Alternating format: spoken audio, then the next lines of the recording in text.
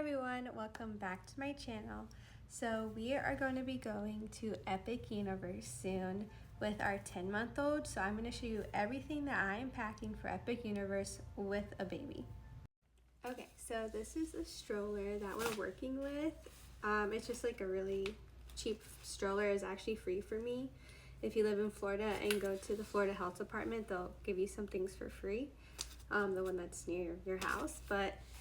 So we got this, and it has a canopy, which is really nice because it's gonna be hot. And I have a cousin that works there, and she said there's like no shading, so you definitely want a stroller with a canopy over it to provide shade. Little cup holder, and then this is what we're working with for storage. So I have to get everything to fit in here. So we're gonna figure that out. So I am going to be bringing this fan because Florida, and you know it's in Orlando, so we're just going to attach this fan onto the stroller.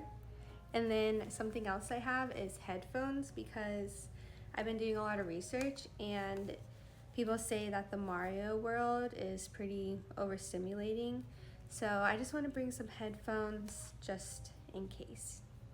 Another thing I want to point out is that for my decision right now, we are not going to be going into the Monster Universe area just because it could be really scary. I'm not really sure. In my vlog, my husband will go in for me and kind of take videos for you guys and everything. But for now, my decision is to not go with my baby.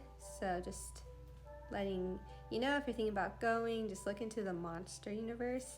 And my final answer will be in a video after this. So watch my other videos to, see what I decided about for that. So before I pack, let's just get our thoughts together and talk about how kid-friendly the park is. So Universal, to me, is not really kid-friendly like obviously Disney World is. But because this park is new, I just wanted to go and check it out for my birthday. So when I looked up things to do there, like all the attractions and everything, there are things for kids to do. There is a playground for kids. There's a splash pad, and there's a sort of merry-go-round. I'm not sure what the age limit is on that or anything, so I'll tell you that in a later video when I go to it and figure it out. So there are those 3 things. There's also 2 shows. One for sure I know we're going to is a How to Train Your Dragon show, and then there's a Harry Potter show as well. I'm not sure if I want to bring her to that. I need to do a little bit more research of what even that one is. So there are those things. So I definitely want to pack some things for the splash pad because we'll most likely go in it since it's probably going to be hot. And there's also food and stuff there, and she can eat. She's 10 months old, so she can eat some things, so we'll probably give her some things to try. So I'm taking all of that into consideration. So definitely a swimsuit, change of clothes for sure, maybe 2 changes of clothes, just in case, you never know. And also, like I said, a couple of swimsuits, because we might, come back to it later on. So that's definitely some things I want to pack. Obviously diapers, wipes, all those things, probably some toys, definitely some snacks, because you never know. They do have their menus on their app. Their app is really great, actually. I've been doing all my research on the app, so if you're planning on going, at any age or with any kid or anything, definitely just get the app, because the app makes things really easy, and you can do mobile order on there, so you don't have to wait in the lines with your kids. So that sounds really great. I can't wait to do my full review after the trip.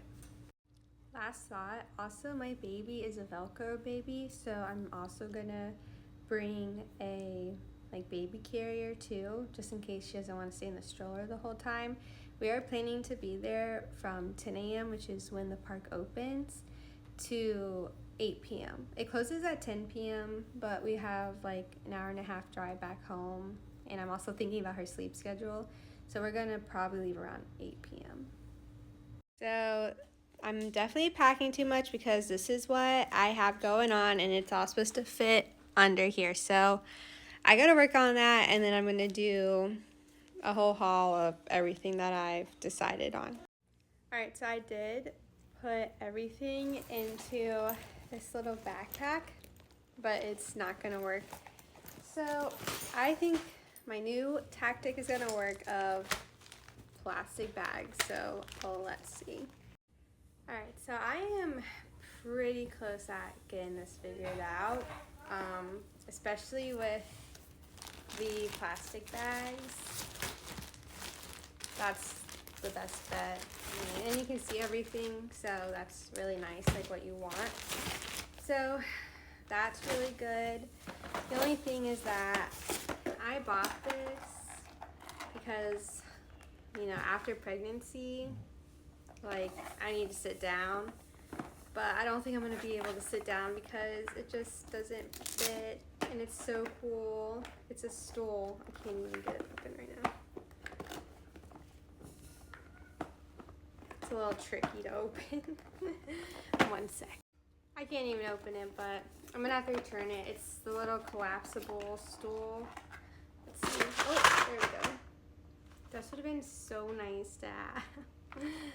But I just don't think it's gonna fit because she also needs space to sit down. So I might have to return this. Okay, everything else fits under here, so you can see. So we gotta get rid of the stool, but she can still sit here and everything. So yeah, I'll go through this and show you everything that's in here, and it should keep us good for the whole day. Alright, here's everything that I am packing for one day at Epic Universe with a 10-month-old baby. So let's get into it. This is what I'm working with. Not much space, but a lot of strollers don't have any space. And I was gonna put everything in here, but it doesn't fit. So the next best thing I figured out were these big Ziploc bags, because you can see everything and it's easy to get them in here. I'm also a little sad because I'm gonna have to return this chair because it did not fit with everything else. And this would have been so nice for me to have because I've been having a lot of like aches and stuff after being pregnant, giving birth and everything. And it's a collapsible stool, but I don't think it's gonna work with what I'm trying to pack and her being comfortable. So anyway, so yeah, so everything I have here does fit under. I did check. So first thing is my Tula, because my baby is a Velcro baby, so she likes to be close to mommy a lot. So you gotta have that just in case she gets a little restless in here. And then I decided to separate everything in clothes and then diapers and changing, so it's really easy to see. So in the diaper one, I have an air tag just because I heard it was good to bring that just in case. I have 9 diapers for the day and then more in the car. I have wipes and a little changing pad just because you never know. And then in here is the clothes. So I have her bib because she's messy when she eats and she will be eating. And then I have a swimsuit. I actually have 2 in here because there's a splash pad. So here are the diapers, swim diapers, another swimsuit, some swim shoes, and then some extra clothes because she gets messy, and then after swimming, you know, maybe she'll, you know, just need an extra change of clothes, especially for baby. You just never know. I have a hat because I heard there's not a lot of shade. And then a fan. I actually have 2 fans I'm bringing. One like wraps around the stroller, and then this one could be for me or for anyone else that needs it really.